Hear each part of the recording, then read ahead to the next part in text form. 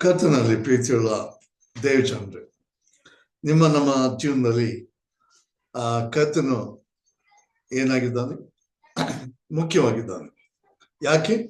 ಯಾಕೆಂದ್ರೆ ಆ ಪ್ರಾಮುಖ್ಯತೆಯನ್ನ ನಮಗೆ ಕೊಡೋದಕ್ಕೆ ದೇವರು ಬಹಳ ಸಂತೋಷಿಸ್ತಾನೆ. ಅದಕ್ಕೆ ಗೊತ್ತಾ, ಆ ಸಂತೋಷ ನಮಗೆ ವಾಕ್ಯದಲ್ಲಿ ಓದಿದ್ರೆ ಗೊತ್ತಾಗ್ತದೆ. ಯಾವ ವಾಕ್ಯ? ನಾವು ಯಾವಾಗ್ಲೂ ಕೇಳಿದ್ದೇವೆ ಆ ವಾಕ್ಯವನ್ನ. ಅದನ್ನ ನಾನು ಯಾವಾಗ್ಲೂ ಇಷ್ಟಪಡ್ತೇನೆ. ಅದು ಕೀರ್ತನೆ 16:11, ಕೀರ್ತನೆ 16ನೇ ಅಧ್ಯಾಯ ವಚನ 11. ಏನು? ನೀನು ನನಗೆ ಜೀವ ಮಾರ್ಗವನ್ನು ತಿಳಿಪಡಿಸುವಿ, ನಿನ್ನ ಸಮ್ಮುಖದಲ್ಲಿ ಪರಿಪೂರ್ಣ ಸಂತೋಷವಿದೆ, ನಿನ್ನ ಬಲಗೈಯಲ್ಲಿ ಶಾಶ್ವತ ಭಾಗ್ಯವಿದೆ. ಸೊ ಕೇಳ್ತಾ ಇದ್ರೆ ಈ ಸಂತೋಷ ಹೆಚ್ಚಾಗ್ತದೆ ಹೊತ್ತು, ಸೌಭಾಗ್ಯ ಹೆಚ್ಚಾಗ್ತದೆ ಹೊತ್ತು ಏನಾಗುದಿಲ್ಲ, ಕಡಿಮೆ ಆಗೋದಿಲ್ಲ. ನಾವು ಅನುಭವಿಸಿರ್ಬಹುದು. ನಾವು ಲೋಕದಲ್ಲಿ ಸಂತೋಷ ಪಡುವಂತ ಕಾರ್ಯಕ್ರಮಗಳಾಗ್ಲಿ, ಸಂತೋಷ ಪಡುವಂತ ಪ್ರಯಾಣಗಳಾಗ್ಲಿ, ಸಂತೋಷ ಪಡುವಂತ ಯಾವುದೇ ಮನೋರಂಜನೆಗಳಾಗ್ಲಿ, ಅವುಗಳು ಏನಾಗಿವೆ, ಸಂತೋಷ ಕೊಡ್ತವೆ. ಆ ಸಂತೋಷ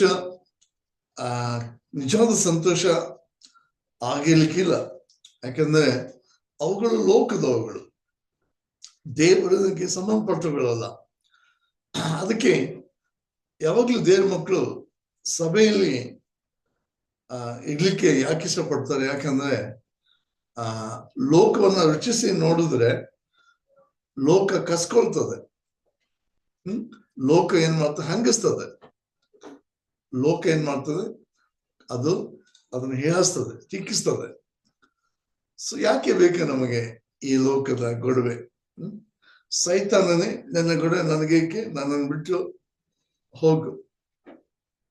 ಹೌದು, ನಾವು ಹೇಳಿದೀವ, ಲೋಕದಲ್ಲಿದ್ರು ಲೋಕ ನನಗೆ ಸಂಬಂಧಪಟ್ಟಿಲ್ಲ, ಲೋಕದವ ನಾನಲ್ಲ, ನಾನು ಲೋಕದವಳಲ್ಲ. ನಾನು ಲೋಕದಲ್ಲಿದ್ದೇನೆ, ಅದೇ ಲೋಕದಲ್ಲಿ ನಾನು ದೇವರ ಮಗನಾಗಿದ್ದೇನೆ. ದೇವರು ನನ್ನ ಲೋಕದಲ್ಲಿ ಇಟ್ಟಿದ್ದಾನೆ. ಅದಕ್ಕೆ ನಾನು ಲೋಕದಲ್ಲಿ ಇದ್ರೆ ಲೋಕದ ಪರವಾಗಿ ಅಲ್ಲ, ನಾನು ದೇವರ ಪರವಾಗಿದ್ದೇನೆ. ಹೌದು, ಅವಾಗ ಏನಾಗುತ್ತದೆ? ನಮ್ಮ ಎಲ್ಲಾ ಸಮಸ್ಯೆ ಕಷ್ಟಗಳು ಪರಿಹಾರ ಆಗ್ತವೆ. ನಮಗೆ ಅನಾರೋಗ್ಯದ ಸಮಸ್ಯೆ ಸಹ ಏನಾಗ್ತದೆ? ಪರಿಹಾರ ಆಗುತ್ತೆ. ನಮ್ಮ ಆರ್ಥಿಕ ಸಮಸ್ಯೆ ಸಹ ಏನಾಗುತ್ತೆ? ಸಮಸ್ಯೆ ಆರ್ಥಿಕವಾಗಿ ಬರುವಂತ ನಾವು ಚೇತರಿಸ್ಕೊಳ್ತೇವೆ. ನಮ್ಮ ಪ್ರಾಮುಖ್ಯತೆಯನ್ನು ಯೇಸುವಿಗೆ ಕೊಟ್ರೆ, ಯೇಸುಸ್ವಾಮಿ ಆತ ನಡೆಸ್ತಾನೆ ಅಂತೇಳಿ ನಾವು ನಂಬಿದರೆ ನಾವು ಏನಾಗುದಿಲ್ಲ, ಲೋಕದ ಜನರಾಗಿ ನಾವು ಲೋಕದ ಐಶ್ವರ್ಯ, ಲೋಕದ ವೈಭವ, ಲೋಕದ ಯಾವುದೇ ಸುಖ ಭೋಗಗಳನ್ನು ನಾವು ಬಯಸೋದಿಲ್ಲ. ಯಾಕಂದ್ರೆ ಹೆಚ್ಚಾಗಿ ಲೋಕ ಕೊಡುವಂತ ಸಂತೋಷ, ಲೋಕ ಕೊಡುವಂತ ಸುಖ ಅದೇನಾಗಿರ್ತದೆ? ಅದು ಮೊದಲು ಕೊಡ್ಲಿಕ್ಕೆ ನಾವು ಅದಕ್ಕೆ ಹಣ ಕೊಡ್ಬೇಕು, ಅದಕ್ಕೆ ನಾವು ಕರೆ ಕೊಡ್ಬೇಕು. ಈಗ ನಾವು GST ಅನ್ನ ಕಟ್ತೇವೆ, ಎಷ್ಟು? ಅದು ಟ್ಯಾಕ್ಸ್ ಕಟ್ಟಿದ್ರೆ ನಾವು ಅದು ಏನು ತುಟ್ಟಿ ಅಥವಾ ಅದು ಏನಾಗಿರ್ತದೆ, ಹೆಚ್ಚು ಅದಕ್ಕೆ ನಾವು ಬೆಲೆ ಕೊಡ್ಬೇಕಾಗ್ತದೆ. ಆಮೇಲೆ ನಾವು ಪಡುವಂತ ಅದರ ಬದಲಾಗಿ ನಮಗೆ ಸಿಗುವಂತ ಸುಖ ಅಷ್ಟೇ, ಅದರ ಬದಲಾಗಿ ನಮಗೆ ಸಿಗುವಂತ ಸಂತೋಷ ಅದೇನಾಗುವುದಿಲ್ಲ, ಅದು ಹೆಚ್ಚು ಕಾಲ ನಮ್ಮ ಜೊತೆಗೆ ಇರುವುದಿಲ್ಲ. ಅದಕ್ಕೆ ಲೋಕ ಅದರ ವೈಭವ ಗತಿಸಿ ಹೋಗ್ತದೆ. ಅದೇ ನಾನು ಚಿತ್ತ ಮಾಡೋನು ಎಂದಿಗೂ ಬದುಕುತ್ತಾನೆ ಮತ್ತು ಬದುಕುತ್ತಾ ನಮ್ಮನ್ನು ಎಂದಿಗೂ ಸಾಯುವುದಿಲ್ಲ. ಸೊ ಇವತ್ತು ಲೋಕದಲ್ಲಿ ನಾವಿದ್ದೇವೆ, ಅದೇ ಯೇಸುವಿನ ಜೊತೆಗಿದ್ದೇವೆ. ಇದಕ್ಕೆ ಏನ್ ಸಾಕ್ಷಿ ಅಂದ್ರೆ ನಾವು ಅಪ್ಪ ಈಶ್ವರ ಅಂತ ಬಾಯಿಂದ ಹೇಳ್ತೇವೆ, ಹರಿಸ್ತೇವೆ. ನಾವು ಅಪ್ಪ ಈಶ್ವರನ ತಂದೆ ಅಪ್ಪ ಅಂತ ಕರೆದು ನಾವು ಬೆಟ್ಕೊಳ್ತೇವೆ. ಅದಕ್ಕೆ ನಮಗೇನಿದೆ? ದೇವ್ರ ಹತ್ರ ಪಡ್ಕೊಳ್ಳಿಕ್ಕೆ ಸಾಧ್ಯತೆ ಇದೆ. ಅದೇ ಲೋಕದಲ್ಲಿ ಹೋಗಿ ನಮ್ಗೆ ಕೇಳ್ಕೊಂಡ್ರೆ ಏನಂತಾರೆ, ಕೊಡ್ತಾನೆ ಇಲ್ಲ. ಲೋಕ ಮೊದಲು ಏನ್ ಕೇಳ್ತದೆ, ನೀನು ಏನ್ ಮಾಡು, ಅದಕ್ಕೆ ಒಪ್ಪಿಸ್ಕೊಡು, ನೀನು ಅದಕ್ಕೆ ನೀನು ಹಣ ಕೊಡು, ನೀನು ಅದಕ್ಕೆ ಸಂಬಂಧ ಪಡು, ಆಮೇಲೆ ನೀನು ತಗೋ ಅಂತ ಹೇಳಿ. ಅದಕ್ಕೆ ಅದು ಎದಕ್ಕೆ ಬೇಕು ನಮ್ಗೆ, ಯಾಕೆ ಬೇಕು, ನಮ್ಗೆ ಬೇಡ. ನಾವು ಹಣ ಕೊಡ್ಬೇಕು, ಕ್ರಯ ಕೊಡ್ಬೇಕು, ನಾವು ಅದಕ್ಕೆ ಸಂಬಂಧ ಪಡ್ಬೇಕು, ಅದಕ್ಕೆ ಒಪ್ಪಿಸ್ಕೊಡ್ಬೇಕು. ಅದರ ಬದಲಾಗಿ ನಮ್ಗೆ ಸಿಗುವಂತ ಅದೇನೇ ಲಾಭ ಅಥವಾ ಏನೇ ಗಳಿಕೆ ಸಂಪಾದನೆ ಆಗ್ಲಿ ಅದೇನಾಗೋದಿಲ್ಲ, ಹೆಚ್ಚು ಕಾಲ ನಮ್ಮ ಜೊತೆಗೆ ಇರೋದಿಲ್ಲ. ಅದಕ್ಕೆ ನೀವು ಇವತ್ತಿನ ದಿವಸ ಏನ್ ಮಾಡ್ತಾ ಇದ್ದೇವೆ, ಈ ವಾಕ್ಯದಲ್ಲಿ ನೋಡ್ತಾ ಇದ್ದೇವೆ.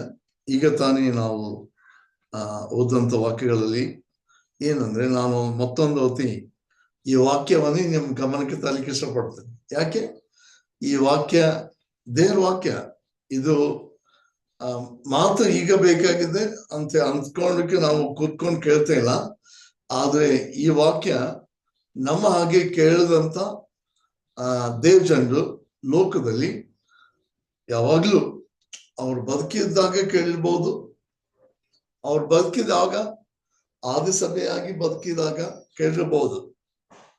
ಯಾಕಂದ್ರೆ ಮೊದಲೇ ಶತಮಾನದಲ್ಲಿಯೇ ಏನಾಯ್ತು, ಬೈಬಲ್ ಸಂಪೂರ್ಣವಾಗಿ ಏನಾಯ್ತು, ರಚಿಸಲ್ಪಡ್ತು. 66 ಪುಸ್ತಕಗಳು ಏನಾದ್ರು ಕ್ಯಾನನೈಸ್ಡ್ ಬುಕ್ಸ್ ಅಂತ ಹೇಳಿ ಪರಿಗಣಿಸಲ್ಪಟ್ಟು ಕೌನ್ಸಿಲ್ನಲ್ಲಿ ಇವು ದೇವರಾತ್ಮ ಪವಿತ್ರಾತ್ಮದಿಂದ ಪ್ರೇರೇಪಿತವಾದಂತ ದೇವರ ವಾಕ್ಯಗಳು ಅಂತೇಳಿ ಏನಾಯ್ತು, ಹಳವ ಮಡಿಕೆ 39 ಪುಸ್ತಕಗಳು, ಹೊಸ ಮಡಿಕೆ 27 ಪುಸ್ತಕಗಳು ಕೂಡಿ 66 ಪುಸ್ತಕಗಳಾಗಿ ಇದೇ ಸತ್ಯವೇದ ಮಾತ್ರ, ಇದೇ ಮಾತ್ರ ಸತ್ಯವೇದ ಅಂತೇಳಿ ಏನಾಯ್ತು, ಸಭೆಗೆ ಕೊಡಲ್ಪಡ್ತು. ಅದಕ್ಕೆ ನಾವು ಏನ್ ಮಾಡ್ತಾ ಇದ್ದೇವೆ, ಈ ಸಂದರ್ಭದಲ್ಲಿ ಕೇಳುವಂತ ನಿಜವಾದ ಕಾಲ ಬಂದಿದೆ. ಈ ಕಾಲ ಸತ್ಯವನ್ನ ಏನ್ ಮಾಡ್ತಾ ಇದೆ, ಹಗುರಾಗಿ ತೆಗೆದುಕೊಳ್ತಾ ಇದೆ. ಸತ್ಯಕ್ಕೆ ಬೆಲೆ ಇಲ್ಲ, ಸತ್ಯಕ್ಕೆ ಸ್ಥಾನಮಾನ ಇಲ್ಲ, ಸತ್ಯಕ್ಕೆ ಗೌರವ ಇಲ್ಲ. ಪ್ರಿಯರೇ, ಎಷ್ಟೋ ಸಾರಿ ಇವತ್ತು ಇದನ್ನ ಏನ್ ಮಾಡ್ತಾ ಇದ್ದೇವೆ, ನಾವು ಹಗುರಾಗಿ ತೆಗೆದುಕೊಳ್ತಾ ಇದ್ದೇವೆ. ಇವತ್ತು ಕರ್ತನ ಏನ್ ಹೇಳ್ತಾ ಇದ್ದೇನೆ ಗೊತ್ತಾ, ಅದನ್ನ ಹೇಳ್ದನ್ನ ನಾವು ಕೇಳಿದ್ಮೇಲೆ ನಮ್ಗೆ ಗೊತ್ತಾಗ್ತದೆ ದೇವರ ವಾಕ್ಯದಲ್ಲಿ ಏನಿದೆ, ಸತ್ಯ ಇದೆ. ಆ ಸತ್ಯ ಬೆಳಕಾಗಿ ಇದೆ, ಆ ಸತ್ಯ ಜೀವಗಳ ವಾಕ್ಯವಾಗಿದೆ. ಆ ಸತ್ಯ ನಮಗೆ ಏನಾಗಿದೆ, ನಮಗೆ ಕಹಿಯಾಗಿಲ್ಲ ಅದು, ಆದರೆ ಕಹಿಯಾಗಿದ್ರು ಒಳ್ಳೆದಕ್ಕಾಗಿ ಇದೆ. ಅದಕ್ಕೆ ನೀವು ಇಷ್ಟಪಡ್ತೀರಾ ಈ ಬೆಳಗಿನ ಜಾವ ಎಲ್ಲರ ಮಧ್ಯದಲ್ಲಿ ಕೂತ್ಕೊಳ್ಬೇಕಂತ ನಮ್ಮ ಮನ್ಸಿದೆ. ಅದಕ್ಕೆ ನಾವು ಎಲ್ಲರ ಜೊತೆಗೆ ಕೇಳ್ತಾ ಇದ್ದೇವೆ. ಅದಕ್ಕೆ ಇವತ್ತು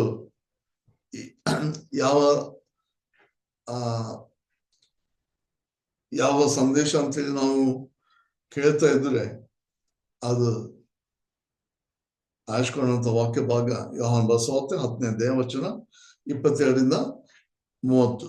ಈ ವಾಕ್ಯಗಳಲ್ಲಿ ನಾವು ಪ್ರಾರಂಭದ ಈ ಒಂದು ಪ್ಯಾರಾಗ್ರಾಫ್ ಅಂತ ಹೇಳ್ತೀವಲ್ಲ, ಈ ಪ್ಯಾರಾಗ್ರಾಫ್ ನಲ್ಲಿ ನಾವು ನೋಡ್ಲಿಕ್ಕಿದ್ದೇವೆ ಏನಂದ್ರೆ, ಯೇಸು ಸ್ವಾಮಿ ಅಂದ್ರೆ ಯೇಸು ಪ್ರತಿಷ್ಠೆಯ ಹಬ್ಬದಲ್ಲಿ ತಾನು ದೇವರ ಮಗನೆಂದು ಸೂಚಿಸಲು ಯಹೂದ್ಯರು ಆತನನ್ನ ಹಿಡಿಯೋದಕ್ಕೆ ತಿರುಗಿ ಪ್ರಯತ್ನ ಮಾಡಿದ್ದು. ಇದು ಹೆಡಿಂಗ್. ಆದ್ರೆ ನಾನು ಇವತ್ತು ಅದನ್ನ ನಾನು ನನ್ನ ತಂದೆ ಒಂದಾಗಿದ್ದೇವೆ ಎಂಬುದಾಗಿ ಏನ್ ಮಾಡಿದ್ದೇನೆ, ಅದನ್ನ ಶೀರ್ಷಿಕೆಯಾಗಿ ನಿಮ್ಮ ಮುಂದೆ ಹಂಚ್ಕೊಳ್ಳಿಕ್ಕೆ ಇಷ್ಟಪಡ್ತೇನೆ. ನನ್ನ ಪ್ರಿಯ ಸಹೋದರ, ಆ ಕಾಲದಲ್ಲಿ ದೇವಾಲಯ ಪ್ರತಿಷ್ಠೆ ಹಬ್ಬವು ಯೆರೂಸಲೇಮಿನಲ್ಲಿ ನಡೆಯಿತು. ನೋಡಿ, ಆ ಕಾಲ ಅಂದಿದೆ, ದೇವರು ಆ ಕಾಲವನ್ನ ಏನ್ ಮಾಡ್ದ, ತನಗಾಗಿ ಏನ್ ಮಾಡ್ದ, ಅದನ್ನ ಆಯ್ಕೆ ಮಾಡಿದ. ಅಂದ್ರೆ ಆ ಕಾಲದಲ್ಲಿ ದೇವಾಲಯ ಆತನ ದೇವಾಲಯವಾಗಿ ಆ ಆಲಯ ಪ್ರತಿಷ್ಠೆ ಮಾಡೋದಕ್ಕಾಗಿ ಅಲ್ಲಿರುವಂತ ಯಾರು ಯಹೂದ್ಯರು ಏನ್ ಮಾಡಿದ್ರು, ಅದನ್ನ ಮಾಡ್ಲಿಕ್ಕೆ ದೇವರು ಅವಕಾಶ ಕೊಟ್ಟ. ಅದು ಹಬ್ಬ ಅಂತ ಅವ್ರಿಗೆ ಆಚರಣೆ ಮಾಡ್ಲಿಕ್ಕೆ ಸಾಧ್ಯ ಆಯ್ತು. ಆದರೆ ಎಸ್ಲಿಮ್ ಯಾವುದು? ಎಸ್ಲಿಮ್ ಇದು ದೇವರ ಆಶ್ಕೊಳ್ಳುವಂತ ಪರಿಶುದ್ಧವಾದ ಪಟ್ಟಣ. ಈ ಪಟ್ಟಣಕ್ಕಾಗಿ ಯುದ್ಧಗಳಾಗ್ತವೆ. ಈ ಪರಿಶುದ್ಧವಾದ ಪಟ್ಟಣದಲ್ಲಿ ಸಂಬಂಧಪಟ್ಟದಕ್ಕೆ ಇವತ್ತು ಲೋಕದಲ್ಲೆಲ್ಲ ಏನಾಗ್ತಾ ಇದೆ, ಮತಭೇದಗಳು ಉಂಟಾಗ್ತವೆ, ಜಾತಿಯ ಮತಗಳು ಎತ್ತಿಕೊಳ್ತಾ ಇದ್ದಾವೆ. ಈ ಪಟ್ಟಣದಲ್ಲಿ ಇವತ್ತು ಏನ್ ನೋಡ್ತೀವಿ ನಾವು? ಯಾರಿದ್ದಾರೆ? ಯಹೂದ್ಯರಿದ್ದಾರೆ, ಕ್ರಿಶ್ಚಿಯನ್ಸ್ ಇದ್ದಾರೆ, ಮೊಮೋನನ್ಸ್ ಇದ್ದಾರೆ.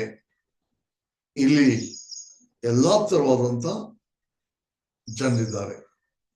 ಈಗ ಆ ಕಾಲದಲ್ಲಿ ಯಹೂದ್ಯರಿದ್ರು ಆ ಪಟ್ಟಣದಲ್ಲಿ. ಆ ರೋಮ್ ಸಮಾಜದ ಆಳ್ವಿಕೆ ಇತ್ತು ಮತ್ತು ಆ ಪಟ್ಟಣವನ್ನ ದೇವರು ಆಶ್ರಯಕ್ಕೆ ಅದರಲ್ಲಿ ಪರಿಶುದ್ಧ ಆಲಯವಾಗಿ ಕಟ್ಟಲ್ಪಟ್ಟು ಅಲ್ಲಿ ಆಜ್ಞೆ ಆಗ್ಬೇಕು, ಅಲ್ಲಿ ಯಜ್ಞಗಳು ಅರ್ಪಿಸಲ್ಪಡ್ಬೇಕು. ಆದರೆ ನಿಮ್ಗೆ ಗೊತ್ತಾ, ಅಪಯಶು ಇಲ್ಲಿದ್ದಾನೆ. ಯಾಕೆ? ಅವನೇ ಯಜ್ಞ, ಆಲಿಸುವವರು ಅವನನ್ನೇ. ಅಲ್ಲಿಯೇ ಏನಾಗಿದೆ, ಆತನು ನಮಗೆ ನ್ಯಾಯ ಕೊಡುವ ಆತನಾಗಿದ್ದಾನೆ, ಪಾಪನ ಕ್ಷಮಿಸುವ ಆತನಾಗಿದ್ದಾನೆ. ಆದರೆ ಇವತ್ತೇನಾಗಿದೆ? ದೇವಾಲಯ ಇಲ್ಲ, ಸಿಂಹಾಸನ ಇಲ್ಲ, ಯಜ್ಞ ಇಲ್ಲ, ಮತ್ತು ಏನಾಗಿದೆ, ಎಸ್ಲಿಮ್ ಹಾಳ ಬಿದ್ದಿದೆ. ಅದಕ್ಕೆ ನೀವು ಏನ್ ಮಾಡೋಣ? ಸ್ವಾಮಿ, ನೀನು ಆಗ ಏನ್ ಮಾಡ್ತಾ ಇದ್ದಿ? ಆ ಮಂಟಪದಲ್ಲಿ ತಿರುಗಾಡ್ತಾ ಇದ್ದಿ. ಅದು ಯಾರ ಮಂಟಪ? ಅರ್ಶನಾದ ಸೊಲೊಮನ್ ಮಂಟಪ. ಅರ್ಶನಾದ ಸೊಲೊಮನ್ಗೆ ನೀನು ಜ್ಞಾನ ಕೊಟ್ಟಿ. ಆ ಜ್ಞಾನ ಅವನಕ್ಕಿಂತ ಮೊದಲು ಯಾರಿಗೂ ಕೊಟ್ಟಿರ್ಲಿಲ್ಲ ಅಷ್ಟು.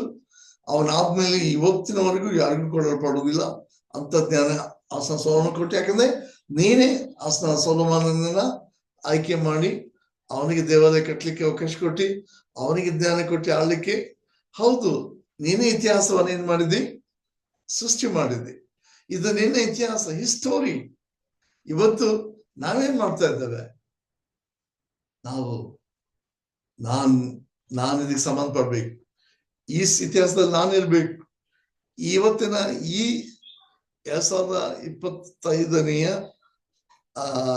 ಸೆಪ್ಟೆಂಬರ್ ತಿಂಗಳಿಂದ ಯಾವ ತಾರೀಕು ಇವತ್ತು?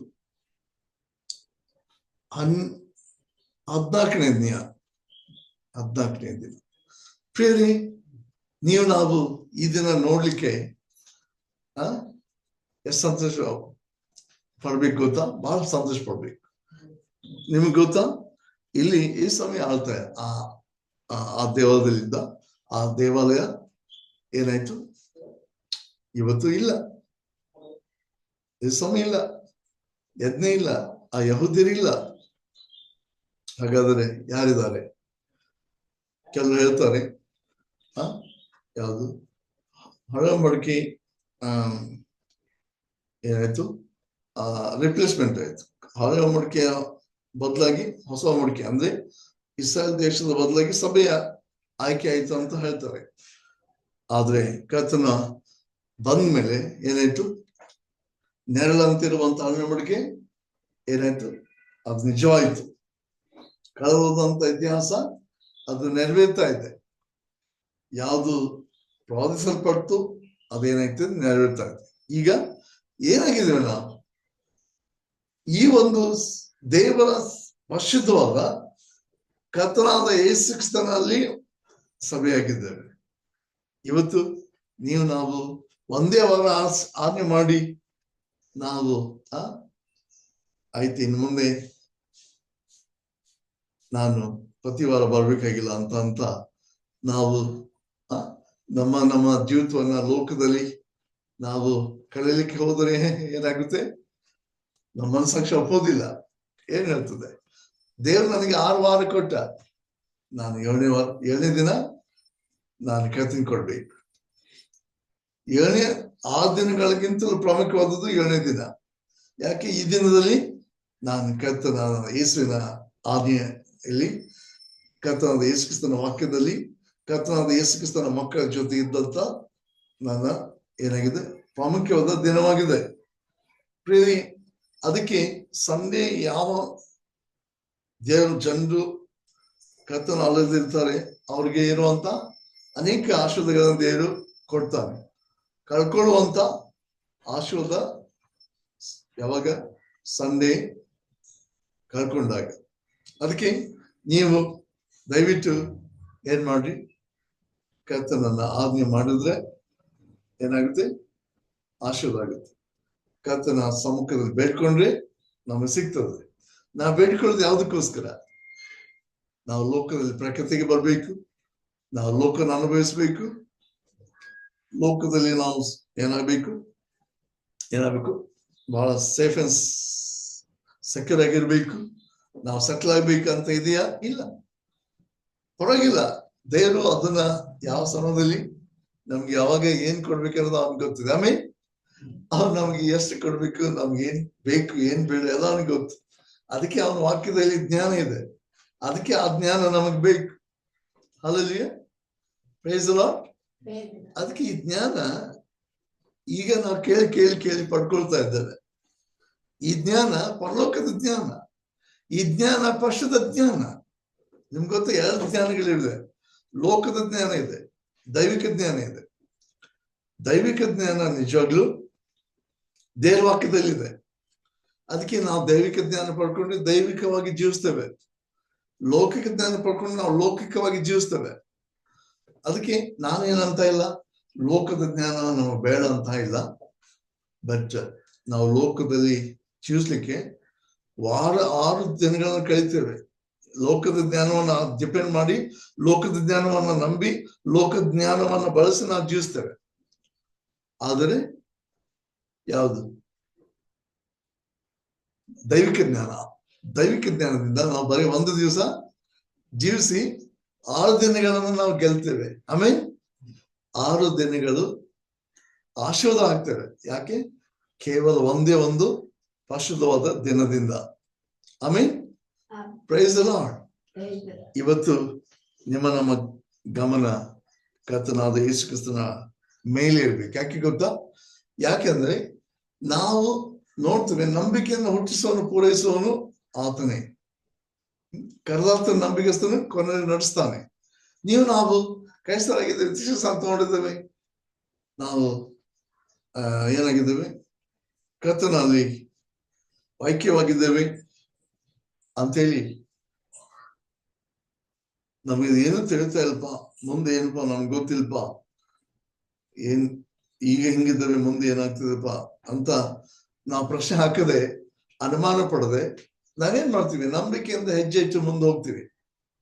ಯಾಕಂದ್ರೆ ನಾವು ನಾಳಿನ ದಿನ ಬಗ್ಗೆ ನಾವು ಯೋಚಿಸೋದಿಲ್ಲ, ಚಿಂತೆ ಮಾಡೋದಿಲ್ಲ. ಯಾಕಂದ್ರೆ ನಾಳಿನ ದಿನ ಬಗ್ಗೆ ನಮಗೆ ಗೊತ್ತಿಲ್ಲ.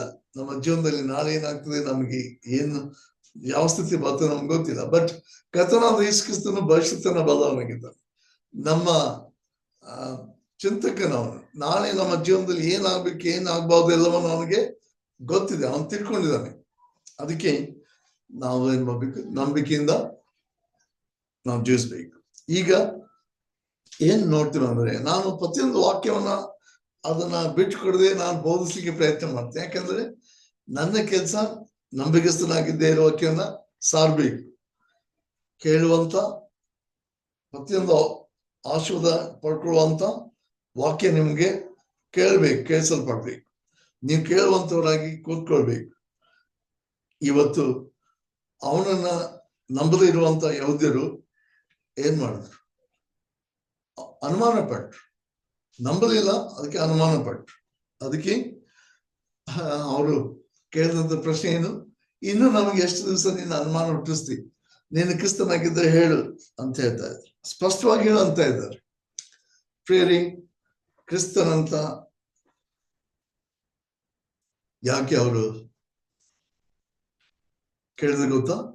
ಯಾಕಂದ್ರೆ ಅವರಿಗೆ ವಾಗ್ದಾನ ಮಾಡಿದಂತ ಯಾರು? ಕ್ರಿಸ್ತನು ಬರ್ಬೇಕಂತ ಕಾಯ್ತಾ ಇರುವಂತ ಅವರಿಗೆ ಬಂದ ಮೇಲೆ ನಂಬಲಿಕ್ಕೆ ಆಗ್ಲಿಲ್ಲ. ಯಾಕೆ ಗೊತ್ತಾ? ಯಾಕಂದ್ರೆ ಯೇಸು ಇಡೀ ಲೋಕಕ್ಕಾಗಿ ಬಂದ. ಯೇಸು ಬರೀ ಇಸ್ರಾಯೇಲಿಗಾಗಿ ಬಂದಿದ್ರೆ ಏನಾಗ್ತಿತ್ತು?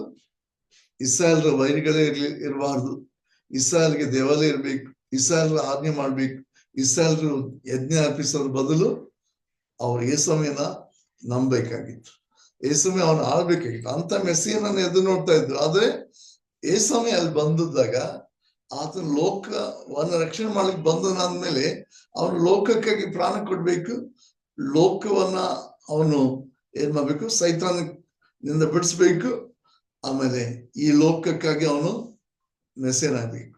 ಅದಕ್ಕೆ ಅವರು ನಮ್ಮ ಮೆಸ್ಸಿ ಅಂತ ಅವರು ಅನುಮಾನ ಪಟ್ರು, ಹೌದು ಅಲ್ವೋ ಅಂತೇಳಿ. ಅದಕ್ಕೆ ಆದ್ರೆ ಸ್ಪಷ್ಟವಾಗಿ ಹೇಳೋದ್ ಕೂಡಲೇ ಆತ ಏನ್ ಹೇಳ್ತಾನಪ್ಪ, ಯೇಸು ನಾನು ಹೇಳಿದೆನು, ನಿಮಗೆ ಹೇಳಿದ್ದೇನೋ ಅದನ್ನ ನೀವು ನಂಬದೇ ಇದ್ದೀರಿ. ನೀವು ನೋಡಿ, ಇಲ್ಲಿ ಏನಾಗಿದೆ, ಯಹೂದ್ಯರ ಮುಂದೆ ಕ್ರಿಸ್ತನು ಇದ್ದಾನೆ, ಯಹೂದ್ಯರಿದ್ದಾರೆ, ಆದ್ರೆ ಏನಾಗ್ತಲ್ಲ, ನಂಬಿಕೆ ಇಲ್ಲ, ದೇವಾಲಯ ಇಲ್ಲ, ಯಜ್ಞ ಇಲ್ಲ, ಯೆರೂಸಲೇಮ್ ಪಟ್ಟಣ ಏನಾಗಿಲ್ಲ, ಶುದ್ಧಿ ಆಗಿಲ್ಲ, ಇಸ್ರಾಯೇಲ್ರೆಲ್ಲರೂ ಚದುರಿಸಲ್ಪಟ್ಟಿದ್ದಾರೆ. ಪ್ರೇರಿ, ಇವತ್ತು ನಾವು ಯಾರ ಪರವಾಗಿದ್ದೇವೆ? ಲೋಕದಲ್ಲೆಲ್ಲ ಜನರು, ಅನ್ಯ ಜನರು ಏನಾಗಿದ್ದಾರೆ, ಸೆಟ್ಲ್ ಆಗಿದ್ದಾರೆ, ಸೆಕ್ಯೂರ್ ಆಗಿದ್ದಾರೆ, ಸೇಫ್ ಆಗಿದ್ದಾರೆ, ಐಶ್ವರ್ಯವಂತರಾಗಿದ್ದಾರೆ, ಲೋಕದಲ್ಲಿ ಬಹಳ ಒಂದು ಒಳ್ಳೆ ಸ್ಥಾನಕ್ಕೆ ಬಂದಾರೆ, ಪ್ರಖ್ಯಾತಿ ಪಡೆದಿದ್ದಾರೆ. ಲೋಕವೆಲ್ಲ ಏನಾಗಿದೆ, ಸೈತಾನಿಗೆ ಅಧೀನಪಟ್ಟವರಾಗಿ, ಸೈತಾನ್ ದೇವರಾಗಿ ಏನಾಗಿದೆ, ಈ ಲೋಕ ಏನಾಗಿದೆ, ಕೆಡುಕನ ವಶದಲ್ಲಿದೆ. ಈ ಕೆಡುಕನ ವಶದಿಂದ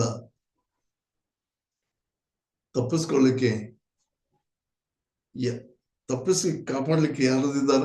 ಇಲ್ಲ, ಒಬ್ಬನೇ ಇದ್ದಾನೆ. ಅವನು ಯಾರು? ಲೋಕದ ದೇವರು, ಲೋಕದ ಅಧಿಪತಿ. ಅವನು ಮಾತ್ರ ಯಾರು? ನಿಜವಾಗ್ಲೂ ಅವನು ಬಂದದ್ದಕ್ಕೋಸ್ಕರ, ಕಳ್ಳನಾಗಿ ಕದ್ಕೊಳ್ಳೋದಕ್ಕೆ, ಹಾಳು ಮಾಡೋದಕ್ಕೂ, ಕೊಯ್ಯೋದಕ್ಕೋಸ್ಕರ, ಮತ್ತದಕ್ಕೂ ಬಂದಿಲ್ಲ ಅವನು.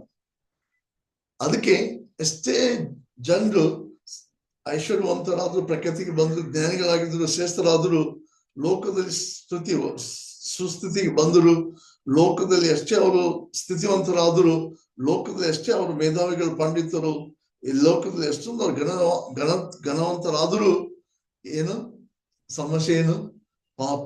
ಸಮಸ್ಯೆ ಏನು? ಸುಳ್ಳು. ಸಮಸ್ಯೆ ಏನು? ಏನು? ನಿತ್ಯ ನಾಶನ.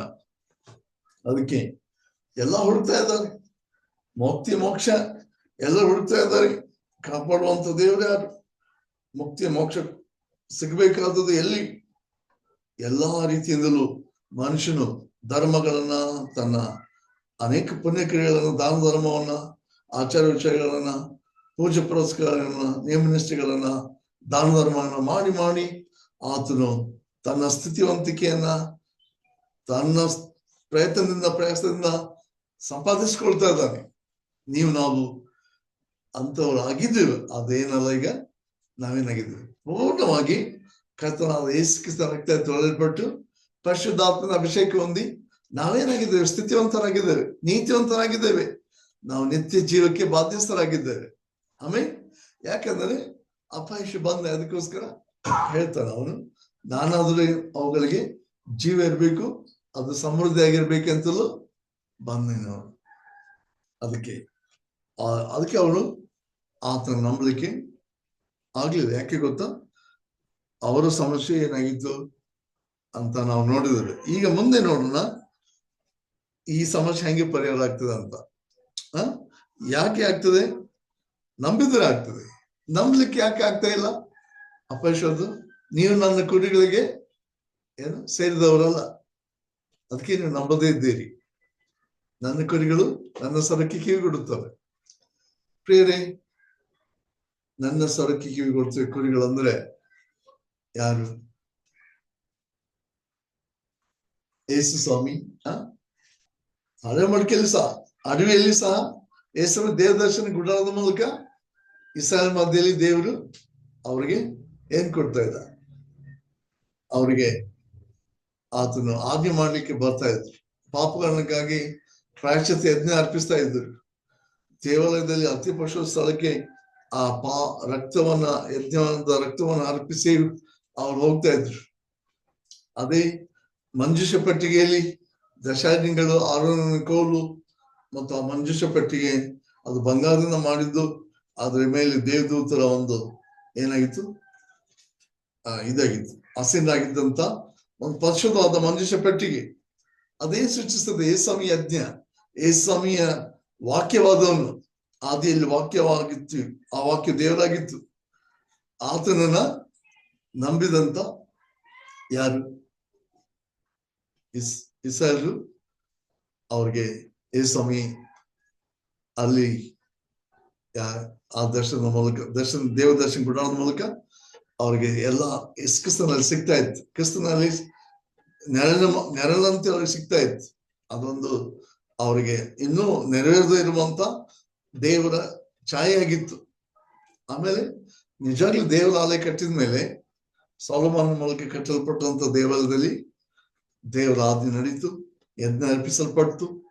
ದೇವರು ಮೆಚ್ಚಿದ, ದೇವರು ಆಶೀರ್ವಾದ ಮಾಡಿದ.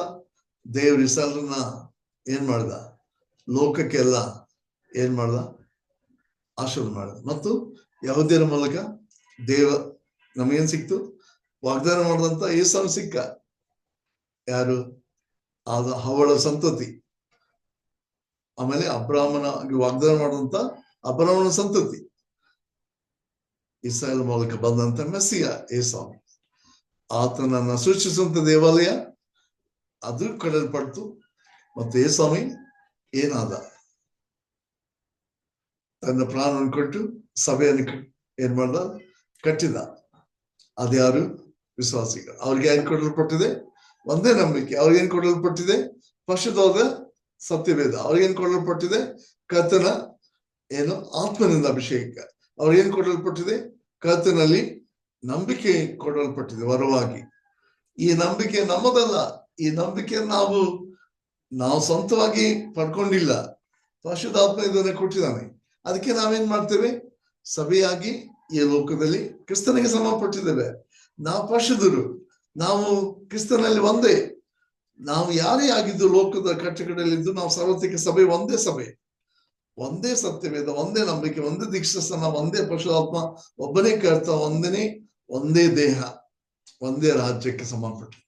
ಹಾಗಾದರೆ ನಾವು ಮುಂದೆ ನೋಡ್ತೇವೆ, ಯೇಸ್ವಾಮಿಗೆ 1000 ವರ್ಷಗಳ ಕಾಲ ಲೋಕವನ್ನು ಆಳುವಂತ ಏನು ರಾಜ್ಯಾಧಿಕಾರ ಕೊಡಲ್ಪಟ್ಟು, ದಾವೀದನ ಸಿಂಹಾಸನ ವಾಗ್ದಾನ ಮಾಡಲ್ಪಟ್ಟು, ಅದೇ ಸಿಂಹಾಸನ ಶಾಶ್ವತವಾಗಿರ್ತದೆ ಸದಾ ಕಾಲಕ್ಕೂ. ಆ ಶಾಶ್ವತವಾದ ಸಿಂಹಾಸನ ಮೇಲೆ ಮತ್ತೆ ದೇವಾಲಯ ಕಟ್ಟಲ್ಪಟ್ಟು ಯೆರೂಸಲೇಮ್ ದೇವರ ವಾಸಸ್ಥಳವಾಗಿ, ಅದು ಪರಿಶುದ್ಧವಾಗಿ ಎಲ್ಲಾ ವೈರಿಗಳಿಂದ ಬಿಡಿಸಲ್ಪಟ್ಟು ಸಭೆ ಮತ್ತು ಇಸ್ರಾಯೇಲ್ ಸಂತತಿ, ಹಳೆ ಒಡಂಬಡಿಕೆ ಹೊಸ ಒಡಂಬಡಿಕೆ ಭಕ್ತರು ಮತ್ತು ದೇವರ ಆಶಿಕೊಂಡಂತವ್ರು ಎಲ್ರೂ 1000 ವರ್ಷಗಳ ಕಾಲದಲ್ಲಿ ಯೇಸು ಕ್ರಿಸ್ತನ ಮೂಲಕವಾಗಿ ಆಳಲ್ಪಡ್ತಾರೆ. ಯೇಸುವಿನೊಂದಿಗೆ ಆಳ್ತಾರೆ. ಅವರಲ್ಲಿ ಯಾರು? ನಾವು ಸಹ ಇದ್ದೇವೆ. ಅವರಲ್ಲಿ ಯಾಕೆ ನಾವಿದ್ದೇವೆ? ಯಾಕಂದ್ರೆ ದೇವರು ನಮ್ಮನ್ನ ಕ್ರಿಸ್ತನಲ್ಲಿ ಆಶಿಕೊಂಡ. ಮುಂದೆ ಅದಕ್ಕೆ ನಾವು ಸ್ವರಕ್ಕೆ ಕಿವಿಗೊಡ್ತೇವೆ, ನಾವು ದೇವರ ವಾಕ್ಯ ಕೇಳ್ತೇವೆ, ನಂಬುತ್ತೇವೆ, ಹೇಳ್ದನ್ನ ಮಾಡ್ತೇವೆ, ವಿಧೇಯರಾಗ್ತೇವೆ. ನಾವು ಏನ್ ಮಾಡುದಿಲ್ಲ, ಯೇಸುವನ್ನ ನಾವು ಏನಾಗುದಿಲ್ಲ, ಎಂದಿಗೂ ಸೇರಿಸದೇ ಇರೋದಿಲ್ಲ. ಅದಕ್ಕೆ ನಾವು ನೋಡ್ತೇವೆ, ಯೇಸ್ವಾಮಿ ಹಿಂದೆ ನಾವು ಹೋಗುವಂತ ಸ್ವರ ಕೇಳಿದ್ದೇವೆ. ಅಂತ ಕುರಿಗಳು ನಾವು ಅನ್ಯರ ಸ್ವರ ಕೇಳೋದಿಲ್ಲ. ಪ್ರಿಯರೇ, ಮುಂದೆ ನಾವು ಏನಾಗುದಿಲ್ಲ, ನಾಶ ಆಗೋದೇ ಇಲ್ಲ. ನಿಮ್ಗೆ ಗೊತ್ತಾ, ನಿತ್ಯ ಜೀವ ಕೊಡ್ತೇವೆ ಅಂದ್ರೆ ಅವುಗಳಿಗೆ ನಾನು ನಿತ್ಯ ಜೀವ ಕೊಡ್ತೇನೆ ಅಂತ ಹೇಳ್ತಾರೆ. ನಿಮ್ಗೆ ಗೊತ್ತಾ ಪ್ರಿಯರೇ, ಎವಲ್ಯೂಷನ್ ಥಿಯರಿ ಕಲಿಸಿದಂತ ಥಿಯರಿ ಏನ್ ಗೊತ್ತಾ? ಒಂದು ಅಮೀಬಾ ಅದು ಸಸ್ತಿನೇ ಆಗ್ಲಿಕ್ಕೆ ಕೋಟಿ ವರ್ಷ ತೆಗೆದುಕೊಂತ. ಆ ಸಸ್ತಿನೇ ಇದ್ದುದು ಏನಾಗ್ಲಿಕ್ಕೆ, ಅದು ಒಂದು ತರವಾದಂತ ಮಂಗ ಅಥವಾ ಗೋಡ್ಲ ಅಥವಾ ಅದು ಏನಾಗ್ಲಿಕ್ಕೆ ಮತ್ತು ಅದು ರೂಪ ಕಳ್ಕೊಳ್ಳಿಕ್ಕೆ ಮತ್ತು ಆದಿಮಾನವಾಗಿ ಅಂದ್ರೆ ಆ ಒಂದು ಗೋಡ್ಲದಿಂದ ಆದಿಮಾನವಾಗಿ, ಆದಿಮಾನದಿಂದ ಅಧಿಕ ಮಾನವನಾಗ್ಲಿಕ್ಕೆ, ಮಂಗನಿಂದ ಮಾನವನಾಗ್ಲಿಕ್ಕೆ ಕೋಟಿ ವರ್ಷ ತೆಗೆದುಕೊಂತ ಅಂತ ಹೇಳ್ತದೆ. ಇಂಥ ಒಂದು ಸೃಷ್ಟಿಯನ್ನ ವಿಜ್ಞಾನ ಮಾಡಿದೆ ಅಂತ ಹೇಳಲಿಕ್ಕೆ ಕೋಟಾನು ಕೋಟಿ ವರ್ಷ ತೆಗೆದುಕೊಂತ ಹೇಳ್ತದೆ. ಹಾಗಾದರೆ ನಿತ್ಯ ಜೀವ ಕೊಡ್ಲಿಕ್ಕೆ ಆಗ್ತದ? ಇಲ್ಲ. ಆಮೇಲೆ ನನ್ನ ಕೈಯಿಂದ ಅವನು ಯಾರು ಕಸ್ಕೊಳಂಗಿಲ್ಲ ಅಂತಂದ್ರೆ ಏಸ್ವಾಮಿ ನಿತ್ಯ ಜೀವ ಕೊಡ್ತಾನೆ. ಆಮೇಲೆ ಅದಕ್ಕೆ ಏಸ್ವಾಮಿ ನಿತ್ಯ ಜೀವ ಕೊಟ್ರೆ ಹೆಂಗ್ ಕೊಡ್ತಾನೆ? ನಾವು ಆತನ ಸ್ವರೂಪದಲ್ಲಿ ಏನಾಗ್ತೇವೆ? ಮಹಿಮೆಯೊಂದಿಗೆ ಜೀವಿಸ್ತೇವೆ. ಕೇಳ್ತಾ ಇದ್ದ ನನ್ನ ಪ್ರಿಯರೇ, ಈ ಜ್ಞಾನ ನಮಗ್ ಬೇಕು. ನಿಮ್ಗೆ ಗೊತ್ತಾ, ನಿಮ್ಗೆ ಸೈನ್ಸ್ ಮೂಲಕ ನೀವು ಕೇಳಿರ್ಬೋದು. ಈಗ ಏಲಿಯನ್ಸ್ ಬಗ್ಗೆ ಕೇಳಿದೀರ ನೀವು? ಮೊನ್ನೆ ಸಾವಿರಾರು ಮೈಲು ದೂರ ಇರುವಂತ ಒಂದು ಏಲಿಯನ್ ಏನಾಗಿದೆ, ದಾಟಿ ಹೋಗ್ತಾ ಇದೆ ಪೃಥ್ವಿಯನ್ನ. ಏಲಿಯನ್ಗಳು ಬಂದ್ರೆ ಅವುಗಳು ಏನ್ ಮಾಡ್ಬೋದು? ಇಡೀ ಪೃಥ್ವಿಯನ್ನ ಏನ್ ಮಾಡ್ಬೋದು? ತನ್ನ ಕಬ್ಜಾದಲ್ಲಿ ತಿಳ್ಕೊಳ್ಬಹುದು. ಈ ಲೋಕವನ್ನ ಏನ್ ಮಾಡ್ಬೋದು? ಅವುಗಳು ಆಕ್ರಮಿಸಬಹುದು, ಅವುಗಳನ್ನ ಅಧೀನ ತೆಗೆದುಕೊಳ್ಬಹುದು. ಹಾಗಾದ್ರೆ ಯಾರಿದ್ದಾರೆ ನಮ್ಮನ್ನ ಕಾಪಾಡ್ಲಿಕ್ಕೆ? ಭೂಲೋಕದ ಮೇಲೆ ಭೂಕಂಪಗಳಾದ್ರೆ ಪ್ರಾಣ ಕಳ್ಕೊಳ್ತಾರೆ. ಭೂಲೋಕದ ಮೇಲೆ ಪ್ರವಾಹ ಬಂದ್ರೆ ಪ್ರಾಣ ಕಳ್ಕೊಳ್ತಾರೆ. ಭೂಲೋಕದ ಮೇಲೆ ಏನಾದ್ರೂ ಪ್ರಕೃತಿ ವಿಕೋಪ ಬಂದ್ರೆ ಪ್ರಾಣ ಕಳ್ಕೊಳ್ತಾರೆ, ನಾಶ ಆಗ್ತಾರೆ. ಹಾಗಾದ್ರೆ ಯಾರು ಕಾಪಾಡ್ತಾರೆ? ನಿಮ್ಗೆ ಗೊತ್ತಾ ಪ್ರಿಯರೇ, ಈ ಏಲಿಯನ್ಸ್ಗಳು, ಅನ್ಯ ಜೀವಿಗಳು, ಇವುಗಳು ಒಂಥರ ದುರಾತ್ಮಗಳು, ದೆವ್ವಗಳು ಅಂತ ಒಬ್ಬರು ಸಂದೇಶಕರು ಹೇಳಿದ್ರು. ನೀವು ನಂಬ್ತೀರ ಇಲ್ಲ ಗೊತ್ತಿಲ್ಲ, ನಮ್ಮನ್ನ ಕಾಪಾಡ್ಲಿಕ್ಕೆ ಅಪಯಶು ವಾಕ್ಯದಲ್ಲಿ ಹೇಳಿದಾರಲ್ವಾ? ವಾಕ್ಯ ಸಾಕಲ್ವಾ? ನಾವು ಸೈನ್ಸ್ ನೋಡಿ ಯಾಕೆ ನಾವು ತಲೆ ಕೆಡಿಸ್ಕೊಳ್ಬೇಕು? ಮಂಗನಿಂದ ಮಾನವ ಆಗ್ಲಿಕ್ಕೆ ಸಾಧ್ಯನಾ? ಮತ್ತು ಮಂಗಗಳು ಇವತ್ತಿನ ದಿವಸ ಯಾಕೆ ಮಾನ ಆಗ್ತಾ ಇಲ್ಲ? ಅಥವಾ ಒಬ್ಬರಿಗೆ ಕೇಳಿದ್ರೆ ನಿಮ್ಮ ಪಿತೃಗಳು ಮಂಗಗಳಾಗಿದ್ರು ಅಂದ್ರೆ ಅದು ಸಹಿಸ್ಕೊಳ್ಳಕ್ಕೆ ಆಗ್ತದ ಒಬ್ಬರಿಗೆ? ಹಾಗಾದರೆ ನಮ್ಮ ಕುರಿಗಳನ್ನ ಕರ್ತನು ನನ್ನ ಕುರಿಗಳನ್ನು ನನ್ನ ಸರ್ ಕಿವಿಗೊಡ್ತು ಅಂದ್ರೆ ನಾವು ಸೈನ್ಸ್ಗೆ ಕಿವಿಗೊಡ್ತೀವ? ಸೈನ್ಸ್ ಅಲ್ಲಿರುವಂಥದನ್ನು ನಾವು ನಂಬ್ತೀವ? ಅಥವಾ ನಮಗೆ ಜೀವ ಕೊಟ್ಟಂತ ಸೃಷ್ಟಿ ಮಾಡಿದಂತ ಸೃಷ್ಟಿಕರ್ತನನ್ನ ಸೃಷ್ಟಿ ರಕ್ಷಕನಾಗಿ ನಂಬ್ತೇವ? ಆಮೇಲೆ ಹಾಗಾದ್ರೆ ಜಗತ್ತು ಯಾಕಡೆ ಹೋಗ್ತಾ ಇದೆ? ಜಗತ್ತಿನಲ್ಲಿ ಅತ್ಯಾಧುನಿಕ ಜಗತ್ತಿನ ಇದು ಇವತ್ತು ಭೂಲೋಕದ ಮೇಲೆ ಮನುಷ್ಯನು ಎಲ್ಲವನ್ನ ಪಡ್ಕೊಳ್ಳಿಕ್ಕೆ ಸಾಧ್ಯ ಇದೆ, ಎಲ್ಲ ಮಾಡ್ಲಿಕ್ಕೆ ಸಾಧ್ಯ ಇದೆ. ಅದು ಎಂದಿಗೂ ತನ್ನ ಪ್ರಾಣವನ್ನು ಕಾಪಾಡಿಕೊಳ್ಳಿಕ್ಕೆ ಆಗೋದಿಲ್ಲ. ಆಮೇಲೆ ನಾನು ನೀವು ಎಂತ ಒಂದು ಡೈಲಮಾ ಇದು, ಎಂತ ಒಂದು ಬಹಳ ಒಂದು ಷಡ್ಯಂತ್ರ ಇದು. ಮಾರ್ಗ ತಪ್ಪಿಸ್ಬೇಕು, ಸುಳ್ಳುಗಳಿಗೆ ಗಲಿಬಿಲಿಗಳಿಗೆ ಮನುಷ್ಯನ್ ತುತ್ತಾಗ್ಬೇಕು. ದೇವ್ರ ಚಿತ್ತ ಅಲ್ಲ, ದೇವರೊಂದಿಗೆ ಗಲಿಬಿಲಿಗೆ ಕಾರಣವಲ್ಲ. ಆಮೇಲೆ God is not a God of confusion but a peace ಅಂತ ಹೇಳ್ತದೆ. ಅದಕ್ಕೆ ದೇವರೊಂದಿಗೆ ಸಮಾಧಾನವಾಗಿದ್ದೇವೆ. ಯಾಕಂದ್ರೆ ನಮ್ಗೆ ಗೊತ್ತು, ನಮ್ಮನ್ನು ದೇವರು ಯಾವಾಗ ಉಂಟು ಮಾಡಿದ್ನಲ್ಲ ಆವಾಗಲೇ ಅವನು ಏನ್ ಮಾಡ್ದ? ನಮಗೋಸ್ಕರ ಎಲ್ಲವನ್ನ ಮಾಡಿದ. ಇಡೀ ಲೋಕವನ್ನ ಸುಂದರವಾಗಿ ಸೃಷ್ಟಿ ಮಾಡಿದ. ಇಡೀ ಲೋಕವನ್ನ ಮನುಷ್ಯನಿಗೆ ಕಿರೀಟವಾಗಿ ಮಾಡಿಕೊಟ್ಟ. ಆದ್ರೆ ಮನುಷ್ಯನ್ ಕಿರೀಟನಾಗಿ ಇರ್ಬೇಕಂತ ಅವನು ಸೃಷ್ಟಿ ಮಾಡಿದ. ಮನುಷ್ಯನ ಅಧೀನವಾಗಿರ್ಬೇಕಂತ ಸೃಷ್ಟಿ ಮಾಡಿದ. ಈಗೇನಾಗಿದೆ? ಉಲ್ಟಾ ಆಗಿದೆ. ಈ ಲೋಕ ಏನ್ ಮಾಡ್ತಾ ಇದೆ? ಈ ಲೋಕ ಅದ್ರ ವಿರುದ್ಧವಾಗಿ ಏನಾಗ್ತಾ ಇದೆ? ನಮ್ಮ ಮುಂದಿದೆ. ಯಾವಾಗ ನಾವು ಲೋಕದಲ್ಲಿ ಏನಾಗ್ತದೆ ನಮ್ಗೆ ಗೊತ್ತಿಲ್ಲ. ಲೋಕ ನಾಶ ಆಗೋದನ್ನ ಇಷ್ಟಪಡುವುದಿಲ್ಲ. ಅದು ದೇವರು ಎಲ್ಲರೂ ದೇವ್ರ ಕಡೆ ತಿಳ್ಕೊಂಡು ರಕ್ಷಣೆ ಹೊಂದಬೇಕೆಂಬುದಾಗಿ ಕಾಯ್ತಾ ಇಲ್ಲ. ಹಾಗಾದರೆ ನನ್ನ ಪ್ರಿಯ ಸಹೋದರ ಸಹೋದರಿಯರೇ, ಅಪಯಶು ದೊಡ್ಡ ಎಲ್ಲ ಪಶು ಕೊಟ್ಟದ್ದು ಎಲ್ಲಕ್ಕಿಂತ ದೊಡ್ಡದು. ಅದು ಯಾವ್ದು ಗೊತ್ತಾ? ಇಡೀ ಲೋಕವನ್ನು ಆಳ್ಲಿಕ್ಕೆ ಯೇಸು ಬರ್ತಾ ಇದ್ದಾನೆ 1000 ವರ್ಷದ ಕಾಲ. ಅದು ದೊಡ್ಡದಲ್ವಾ? ಆ ಆಳ್ವಿಕೆಯಲ್ಲಿ ಸಭೆಯನ್ನ, ಅದೇ ಕರ್ತನನ್ನು ನಂಬಿ ರಕ್ಷಣೆ ಹೊಂದಿದವರು ಎಲ್ಲರೂ ಶಾಶ್ವತವಾಗಿ ಏನಾಗ್ತಾರೆ? ಕರ್ತನೊಂದಿಗೆ ಆಳ್ತಾರೆ. ಅದು ದೊಡ್ಡದಲ್ವಾ? ಮತ್ತು ಇಡೀ ಲೋಕವನ್ನು ಸೃಷ್ಟಿ ಮಾಡಿದಾಗಿಂದ ದೇವರು ಆಶ್ಕೊಂಡಂತ ದೇವ್ರ ಜನರನ್ನ ವಾಗ್ದಾನ ಮಾಡಿ, ಆಶೀರ್ವಾದ ಮಾಡಿ, ಒಣಮಡಿಕೆ ಮಾಡಿ, ಅವರನ್ನ ಕರೆದು ಏನ್ ಮಾಡ್ದ? ತನಗಾಗಿ ಪ್ರತ್ಯೇಕಿಸಿದ. ಅವರನ್ನ ಸಮೃದ್ಧಿಯಾದ ಜೀವಿತಕ್ಕೆ ನಡೆಸಿದ. ಅವ್ರಿಗೆ ಇನ್ನು ಮುಂದೆ ವಾಗ್ದಾನ ಮಾಡಿದಂತ ನಿತ್ಯ ಜೀವ ಕೊಡ್ತಾನೆ. ಅದಕ್ಕೆ ಇದು ದೊಡ್ಡದಲ್ವಾ? ಹಾಗಾದ್ರೆ ಸ್ವಾಮಿ ಬರೀ ನಮ್ಮ ಪಾಪಗಳನ್ನ ತನ್ನ ಮೇಲೆ ತೆಗೆದುಕೊಂಡು ನಮಗಾಗಿ ದೇವರ ಶಾಪಕ್ಕೆ ಗುರಿಯಾಗಿ, ಕೋಪಕ್ಕೆ ಗುರಿಯಾಗಿ ತಾನೇ ತನ್ನ ಪ್ರಾಣವನ್ನು ನಮಗೋಸ್ಕರ ಕೊಟ್ಟ, ಸತ್ತು ಹೋದ ಅಂತೇಳಿ ನಾವಿವತ್ತು ಕರ್ತನ ಬಳಿಗೆ ಬಂದಿಲ್ಲ. ಕರ್ತನನ್ನು ಆರಾಧಿಸ್ತಾ ಇಲ್ಲ. ಆದ್ರೆ ಸತ್ತರನ್ನು ಎದ್ದು ಬಂದು ಕರ್ತನ ತನ್ನ ಮೇಜನ್ನ ನೆನೆಸ್ಕೊಳ್ರಿ ಮತ್ತು ಅದ್ರ ಬಾಲ್ ತಕೊಳ್ರಿ ಮತ್ತು ನಾನು ಬರೋರಿಗೆ ಅದನ್ನ ಪ್ರಕಟಿಸ್ತಾರೆ ಅಂತ ಹೇಳ್ತಾನಲ್ಲ. ಅದಕ್ಕೆ ನಾವು ಪ್ರತಿ ಭಾನುವಾರ ಈ ದೇವರ ವಾಕ್ಯದ ಜ್ಞಾನ, ಕರ್ತನಾದ ಯೇಸು ಕ್ರಿಸ್ತನಿರುವಂತ ಜ್ಞಾನ, ಕರ್ತನಲ್ಲಿ ಅಂಜನೇಯತೆಯಲ್ಲಿ ಇರುವಂತ ಕರ್ತನ ಮೇಜಿನಲ್ಲಿ ಪಾತ್ರ ಕೇಳ್ಕೊಂಡು ನಾವು ಕರ್ತನ ಬರುವವರೆಗೂ ಇದನ್ನು ಪ್ರಕೃತಿಗೆ ತಂದು ನಾವು ಕರ್ತನಲ್ಲಿಯೇ ಬೇರೂರಿ ನೆಲೆಗೊಂಡಿದ್ದು ಫಲ ಕೊಡ್ಬೇಕಂತಾನೆ ದೇವರು ಇಷ್ಟಪಡ್ತಾನೆ. ಅದಕ್ಕೆ ಸಂಡೆ ಅನ್ನುವಂಥದ್ದು ಲೋಕದ ಪದ್ಧತಿ ಇಲ್ಲ, ಸಂಪ್ರದಾಯಕ್ಕೆ ಸಂಬಂಧಪಟ್ಟಿಲ್ಲ. ಇದು ಕರ್ತನ ಮಕ್ಕಳಿಗೆ ಪರಿಶುದ್ಧವಾದ ದಿನ. ಕರ್ತನ ಮಕ್ಕಳು ಕರ್ತನ ಸಂಧಿಯಲ್ಲಿ ಕಲಿಯುವಂತ ಸಮಯ. ಕರ್ತನ ಮಕ್ಕಳು ಕರ್ತನೊಂದಿಗೆ ಇದ್ದುಕೊಂಡು ಫಲ ಕೊಡುವಂತ ಕಾಲ. ಅದಕ್ಕೆ ಯಾವ ಕಾಲ ಬದಲಾಗಬೇಕಾಗಿದೆ ಅದನ್ನ ಕರ್ತನ ಬದಲಾಯಿಸ್ತಾನೆ. ನೀವು ಸಹ ಏನ್ ಮಾಡೋದಿಲ್ಲ, ಒಂದು ಕೂದಲನ್ನ ಬೆಳಗ್ಗೆ ಕರೆಗೆ ಮಾಡಕ್ಕಾಗೋದಿಲ್ಲ. ಆದ್ರೆ ಕರ್ತನು ನಮ್ಮ ತಲೆ ಕೂದಲನ್ನೆಲ್ಲ ಅನಿಸಿದ್ದಾನೆ, ನಮ್ಮ ಬಗ್ಗೆ ಚಿಂತಿಸ್ತಾನೆ. ನಾವ್ಯಾಕೆ ಚಿಂತೆ ಮಾಡ್ಬೇಕು? ಯಾವಾಗ ನಾವು ಭಯ ಪಡ್ಬೇಕು? ಯಾಕೆ ನಾವು ಗೆಲ್ಮಿಲ್ಗೊಳ್ಬೇಕು? ಪ್ರೇರಿ, ಎಲ್ಲಿ ದೇವರ ದರ್ಶನ ಇಲ್ಲ ಅಲ್ಲಿ ಜನ ಅಂಕೆ ಮೀರ್ತಾರೆ. Where there is no vision people perish. ಹಾಗಾದರೆ ಇವತ್ತು ನಾವು ಸಭೆಯಲ್ಲಿದ್ದೇವೆ, ಕರ್ತನ ಒಂದೇ ದೇಹದಲ್ಲಿದ್ದೇವೆ.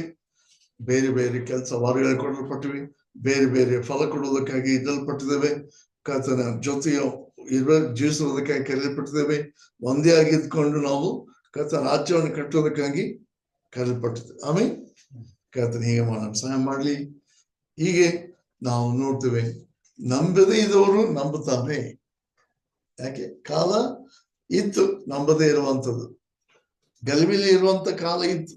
ಆದರೆ ದೇವರ ವಾಕ್ಯನ ಅರ್ಥ ಮಾಡ್ಕೊಳ್ಳಿಕ್ಕೆ ಸಾಧ್ಯವಾಗ್ಲಿಲ್ಲ, ಸತ್ಯ ವೇದವನ್ನು ಅರ್ಥ ಮಾಡ್ಕೊಳ್ಳಿಕ್ಕೆ ಸಾಧ್ಯವಾಗ್ಲಿಲ್ಲ. ಆದ್ರೆ ಪರಿಶುದ್ಧಾತ್ಮನು ಬಂದು ನಂಬಿಕೆ ಕೊಟ್ಟ ಮತ್ತು ಪರಿಶುದ್ಧವಾದ ವಾಕ್ಯವನ್ನು ಕೇಳ್ಕೊಳ್ಳಿಕ್ಕೆ, ಎಲ್ಲ ಸತ್ಯ ತಿಳ್ಕೊಳ್ಳಿಕ್ಕೆ ನಮ್ಗೆ ಸಹಾಯ ಮಾಡಿದ. ಅದಕ್ಕೆ ಪರಿಶುದ್ಧಾತ್ಮನ ಮೂಲಕವಾಗಿ ಇವತ್ತು ನಮಗೇನಾಗಿದೆ, ಪ್ರವಾದನೆಗಳನ್ನ ನೆರವೇರಿಸಿದಂತ ದೇವರು ಈಗಿನ ಕಾಲದಲ್ಲಿ, ಅಂತ್ಯಕಾಲದಲ್ಲಿ ನಾವು ಏನಾಗಿದ್ದೇವೆ? ಬೆಳಕಿನ ಮಕ್ಕಳಾಗಿದ್ದೇವೆ. ನಮ್ಮ ವಿಮೋಚನೆ ಹತ್ತಿರವಾಗಿದೆ. ನಾವು ನಮ್ಮ ನಿತ್ಯ ಜೀವನದ ಬಾಧ್ಯತೆಯನ್ನು ಹೊಂದಲಿಕ್ಕೆ ಕರ್ತನು ನಮಗಾಗಿ ಬರ್ತಾ ಇದ್ದಾನೆ. ಹೀಗೆ ಎಚ್ಚೆತ್ತುಕೊಳ್ಳೋಣ. ನಮ್ಮ ಸಮಯ ಬಂತು, ಹಾಗ 2 ಭಾನುಮಟ್ಟಿಗೆ ಕಳೀತು. ಈಗ ಬೆಳಕು ಬಂತು, ಬೆಳಕಿನ ಮಕ್ಕಳಾಗಿ ಜೀವಿಸ, ಬೆಳಕಿಗೆ ಸಂಬಂಧಪಟ್ಟ ಕಾರ್ಯಗಳನ್ನು ಮಾಡ್ರಿ. ನಾವು ಲೋಕದಿದ್ದೇವೆ, ಅದ ಲೋಕದವರಲ್ಲ. ಕರ್ತನಿಗಾಗಿ ಜೀವಿಸೋದಕ್ಕಾಗಿ ಪ್ರತ್ಯೇಕವಾಗಿದ್ದು ಪರಿಶುದ್ಧರಾಗಿರ್ಲಿಕ್ಕೆ ನಾವು ಕರೆಯಲ್ಪಟ್ಟಿದ್ದೇವೆ. ನಾವು ಕರ್ತನ ಮಹಿಮೆಗೋಸ್ಕರ ಜೀವಿಸೋಣ. ಕರ್ತನ ಹೀಗೆ ಮಾಡಿ ನಮಗೆ ಸಹಾಯ ಮಾಡ್ಲಿ.